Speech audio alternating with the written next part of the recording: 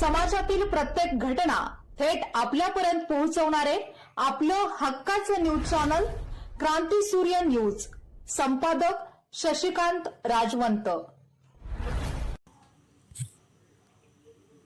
शासकीय घरकुलाच्या कारणावरून मनात राग धरून विठ्ठलवाडी ग्रामपंचायत कार्यालयात महिला ग्रामपंचायत अधिकाऱ्याला जातीवाचक वक्तव्य करून अपमानित करणे, शिवीगाळ व दमदाटी केल्याप्रकरणी संशयित अजित पांडुरंग पवार, राहणार विठ्ठलवाडी, मूळ राहणार वशी, तालुका वाळवा याच्या विरुद्ध अॅट्रॉसिटी, अनुसूचित जाती जमाती अत्याचार प्रतिबंधक कायद्यासह विविध कलमानुसार पलूस पोलीस ठाण्यात गुन्हा दाखल करण्यात आला आहे.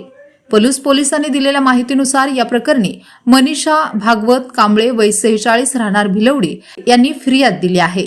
त्यानुसार 31 जुलै रोजी दुपारी सुमारे 3 वाजण्याच्या सुमारास विठ्ठलवाडी ग्रामपंचायत कार्यालयात हा प्रकार घडला. फिर्यादीनुसार शासकीय घरकुलाच्या कारणावरून संशयित आरोपी अजित पवार ग्रामपंचायत कार्यालयात आला. यावेळी त्याने ग्रामपंचायत अधिकाऱ्यांशी वाद घालत कामकाजावरून आरोप केले.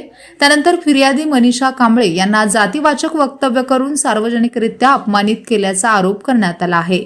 यावेळी आरोपीने फिर्यादी तसेच सरपंच यांनाही दमदाटी करत तुम्हाला बघून घेतो अशी धमकी दिल्याचेही फिर्यादीत नमूद करण्यात आले आहे. या प्रकरणी पलूस पोलीस ठाण्यात अनुसूचित जाती जमाती अत्याचार प्रतिबंधक कायद्यासह भारतीय न्याय संहितेतील विविध कलमानुसार गुन्हा दाखल करण्यात आला असून गुन्ह्याचा पुढील तपास तासगाव विभागाचे उपविभागीय पोलीस अधिकारी किरण अवचर हे करत आहेत.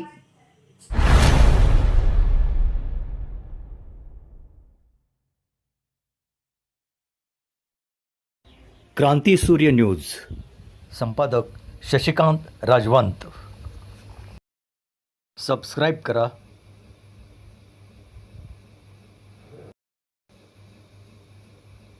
बेल आयकॉनला क्लिक करा आणि लाईक करायला विसरू नका.